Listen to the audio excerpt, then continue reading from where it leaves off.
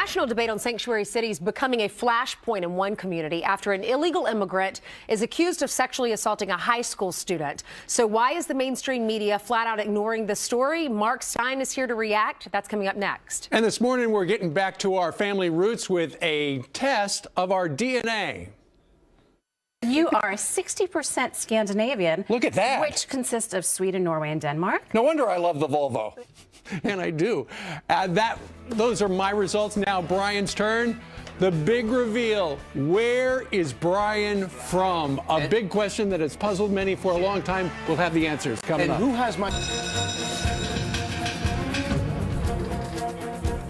Some quick headlines for you. Troubles with Schools Edition, a school sparking outrage over its new transgender-friendly locker room policy. A family suing a school district in Pennsylvania for violating the right to privacy. The school says students should be tolerant of the situation. And breaking from tradition in the name of political correctness, a Boston school district now replacing classroom maps, saying they are culturally unfair. Why? Because some say they intentionally make North America and Europe appear bigger than they really are. The district now switching the Gall-Peters map, which shows the continent's true proportion. Steve? Thank goodness. All right, Ainsley, thank you. The community of Rockville, Maryland, just north of Washington, D.C., in a state of shock after a 14-year-old girl allegedly raped by two immigrant students in a high school bathroom. One of the suspects, originally from Guatemala, was here in the United States illegally, stopped a couple of months ago in Texas and then let go. And many are now laying some of the blame on disastrous sanctuary city policies that specifically direct law enforcement not to cooperate with ICE. Joining us right now is Fox News contributor and New York Times best-selling author Mark Stein. Mark, good morning to you.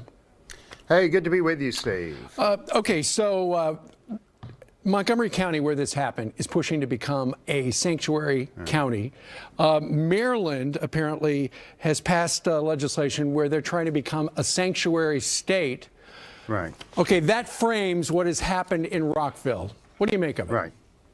Yeah, I think this is the depravity of the political class. They're basically willing to offer up their own citizens, 14-year-old schoolgirls, and sacrifice them on the altar of diversity and virtue signaling and the shameless political posturing.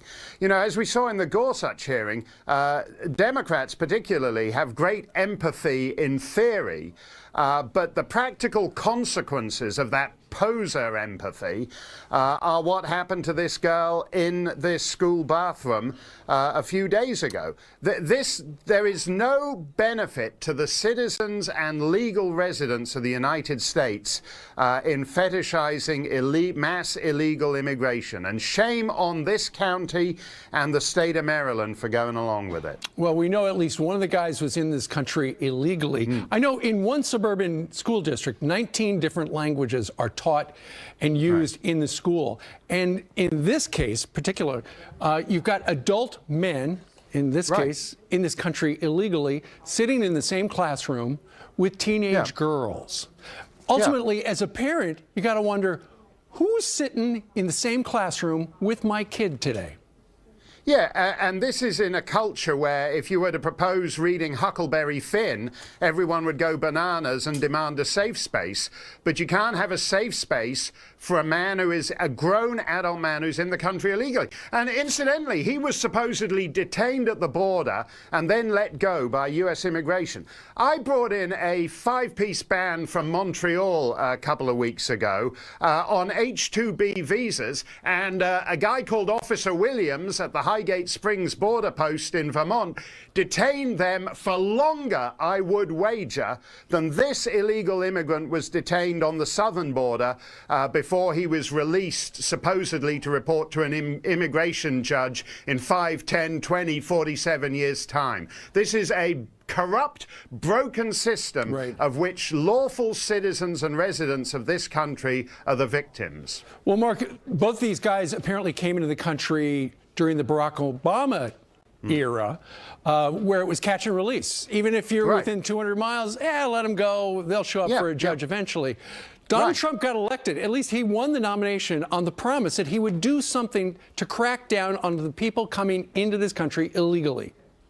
Yeah, and that's what he should do. That's what catapulted his campaign. All around the murder of Kate Steinle. Every country has its share of rapists and murderers. That's one of the jobs Americans can do. You don't need to import additional people to do that. So when someone who has been detained by your government then commits a rape, as this guy did, that is not just a human failure, that is a failure of public policy. One of the great things that President Trump said was when he said that he wanted to move to an Australian and Canadian style system of points. I don't think Canada and Australia have particularly great immigration systems, but at least the principle is that immigrants to a country should be of benefit to that country. And that's exactly the opposite of the immigration patterns in the U.S. right now. Well, it is a terrible situation, a terrible story in Rockville. Mark, thank you very much for joining us today from New Hampshire to talk about it. Thanks a lot, Steve.